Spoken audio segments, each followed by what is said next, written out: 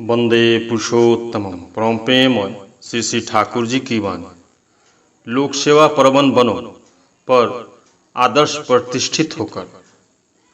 तुम्हारी प्रीति व सेवा ईप्सित के प्रति ही केंद्रायित हो। सारी संपदाओं के साथ वृद्धि पाकर तभी विस्तार में विस्तीर्ण होगे।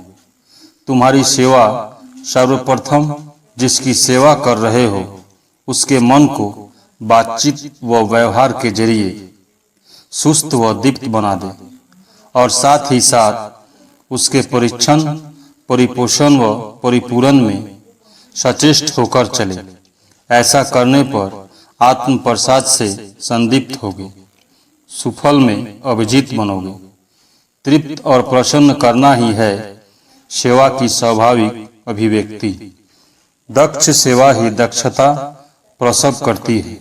जो सेवा ईप्सित के परीक्षण, परिपोषण व परिपूरण में उदग्र रहती है, जिनकी सेवा में तुमने आत्मनियोग किया है, जिनकी चाह क्या है, स्वार्थी भला क्या है, वही यदि नहीं जानते हो कैसे उनका परीक्षण किया जाए, कैसे उनका परिपोषण किया जाए, कैसे उनका परिपूरण किया जाए, कैसे समझ पाओगे। असली बात है तुम उनकी सेवा के लिए ही नहीं गए हो अपनी चाह के पूरण में।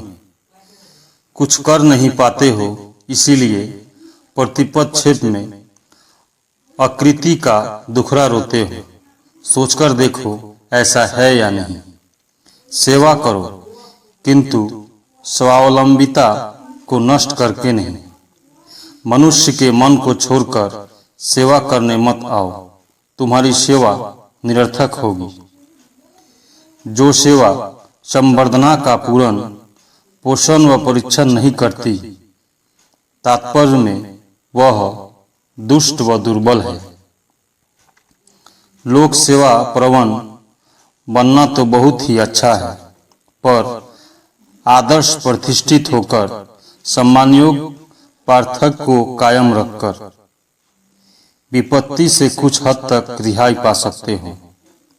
हमदर्द बनो सेवा व व्यवहार में, किंतु नजर रखो जिससे द्रोही न बनना पड़े। दुख में भी सुखी बनोगे। संवेदना के सक्रिय आलिंगन में मनुष्य को दो, किंतु उसके अर्जन सामर्थ्य को नष्ट मत करो। वह दान किंतु विध्वस्ती का ही दूत है। तुम्हारा दान मानो ग्रहिता को दुर्बल न बना दे। तुम्हारी परिचालना में उसकी योग्यता इस प्रकार ही हो उठे जिससे तुम तो उपचयी होगे ही, स्वतः ही उसे भी उपचयी बना डालोगे। नहीं तो यह दान दैन्य का ही सृष्टा बनेगा। सहानुभूति में जिसके लिए जो करने जा रहे हो वह उपयुक्त समय में ही करो। प्रयोजन मिट जाने पर उसके लिए जो भी कुछ क्यों न करो वह बंध्या बन जाएगा। अन्नदान बहुत अच्छा है, पर इससे यदि मनुष्य उपचयी न होकर अलस उपचयी बन जाए वह किंतु जहन्नमी है। इससे मनुष्य की अंतर्निहित कृतघ्नता के बीच का ही परिपोषण होता है। अतः अन्नदान तो अच्छा ही है।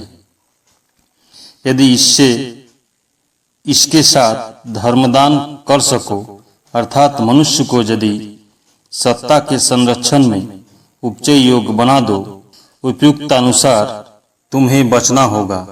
परिस्थिति से प्राप्त करके, पारिपार्श्विक से प्राप्त करके, मनुष्य से पाकर, जीवन को अक्षुण्ण रखकर, चलंत रहकर। इसी के लिए सबसे पहले ही देखना होगा उनके स्वार्थ को। जो तुम्हारे बचने के स्वार्थ है, धोखे में यदि नहीं पड़ना चाहते हो। जिसकी सेवा संवर्धना तुम्हारा वर्थ बन गई है, सक्रियता व आंतरिकता के साथ, उससे विनिश्रित जो ऐश्वर्य है वह चाहे जैसा भी हो तुम्हें उसी रूप में दीप्त बना देगा स्वतः। इष्टार्थ को छोड़कर अर्थ की उन्मादना में सेवा का उद्बोधन करने मत जाओ। ऐसा करोगे प्रीति उद्दाम होकर, नहीं तो व्यर्थ होंगे वृत्ति बुभुक्षु नाखूनों के द्वारा। धर्म अर्थ काम मोक्ष तुम में सेवा विमुख होकर रहेंगे।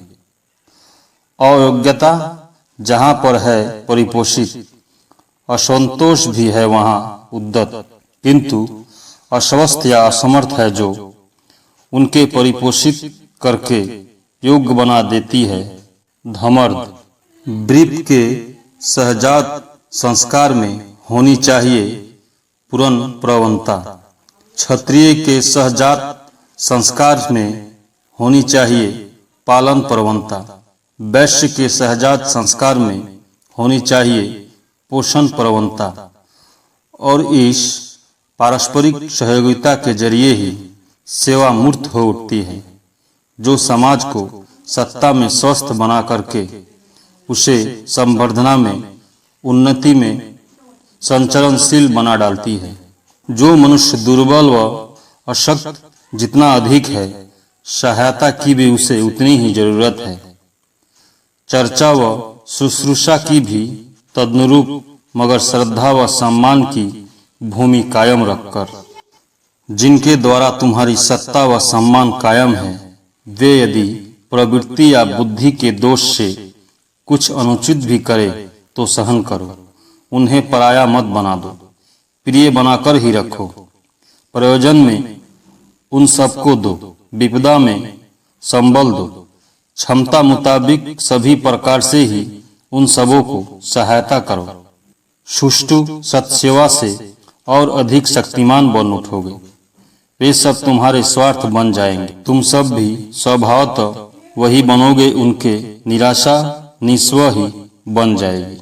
यदि वापस नहीं ही मांगते हो और देने की आकांक्षा रहे, नजर रखो जिसे दे रहे हो वह मानो तुम्हारे दान से परिचित हो, परिपोषित हो, परिपूरित हो। समय व आस्था की अवहेलना मत करो, रुग्ण के प्रति अश्रद्धा मत रखो, उसे अस्पृश्य बनाकर मत रखो। तुम्हारी मर्मस्पर्शी सहानुभूति व सेवा सम्यक प्रतिषेधी आचार से उसे स्त्रेहच बुद्धिमत्ता सहित निरामय कर दे। भगवान का आशीर्वाद नंदित कर देगा तुम्हें।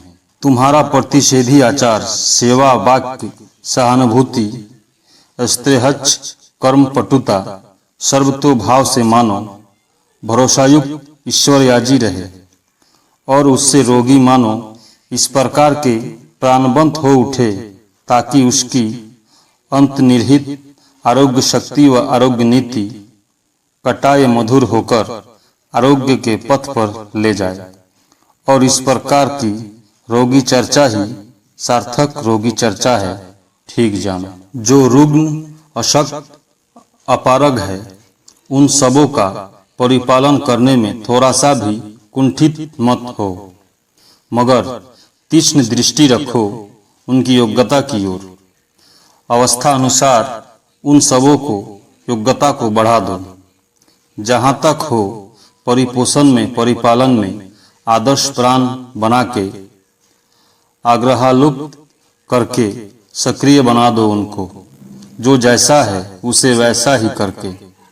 उपचय में पारिपर्शिक स्वयं को भी और उसे ही कहते हैं धर्मदान।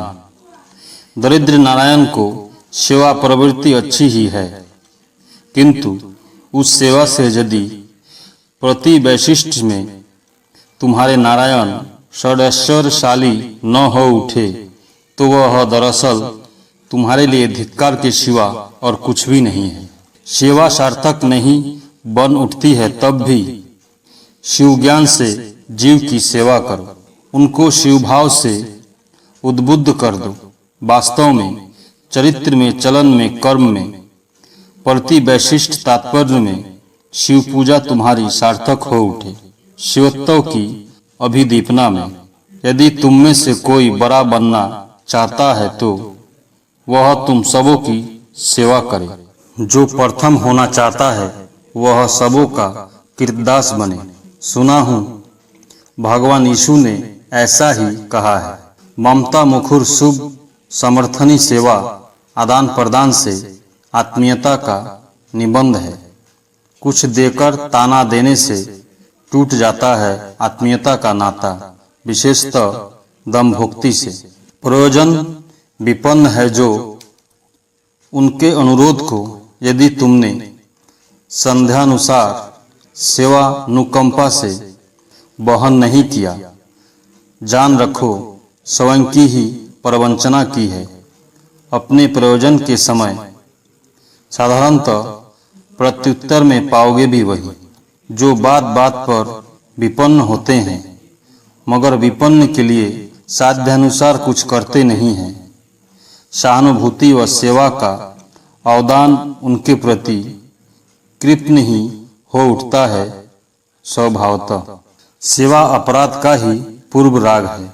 हम बड़ाई और असहयोगिता व कलह ही है उसकी परिणति।